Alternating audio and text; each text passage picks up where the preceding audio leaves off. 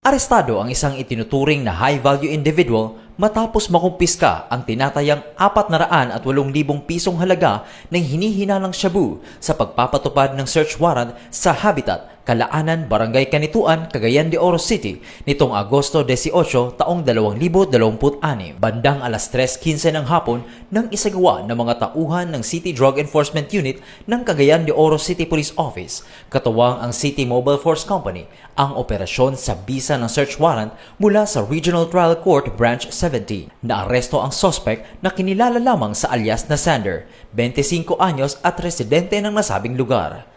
Nakumpiska mula sa suspect ang siyam na heat-sealed sachet na naglalaman umano ng hinihinalang shabu na may kabuuang tinatayang timbang na 60 gramo at halagang 408,000 piso batay sa standard drug price. Narecover din ang isang digital weighing scale at isang itim na pouch. Ayon sa inisyal na investigasyon, unang beses umanong nasasangkot sa illegal na droga ang suspect. Dati umano itong truck driver, ngunit dahil sa kawalan ng permanenteng trabaho, sinasabing napasok sa illegal na kalakalan ng droga.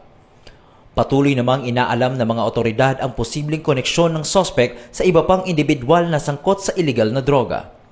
Nasa kustodiya na ng CDEO Kokpo ang suspect para sa dokumentasyon at kaukulang disposisyon. Inihahanda ang kasong paglabag sa Section 11, Article 2 ng Republic Act No. 9165 o Comprehensive Dangerous Drugs Act of 2002. Samantala, isa sa ilalim sa pagsusuri ang mga nakumpiskang hinihinalang illegal na droga alinsunod sa itinakdang proseso.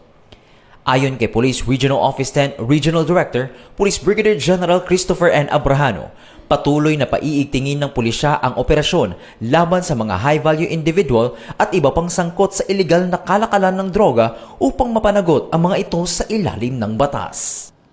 Ito ang bagong PNP para sa bagong Pilipinas. Serbisyong mabilis, tapat at nararamdaman. Mula dito sa Hilagang Mindanao, Regional Public Information Office, Police Regional Office 10. Ako ang inyong PNN correspondent, Police Staff Sergeant Jason Adams Kambangay, alagad ng batas, tagataguyod ng Balitang Pulis.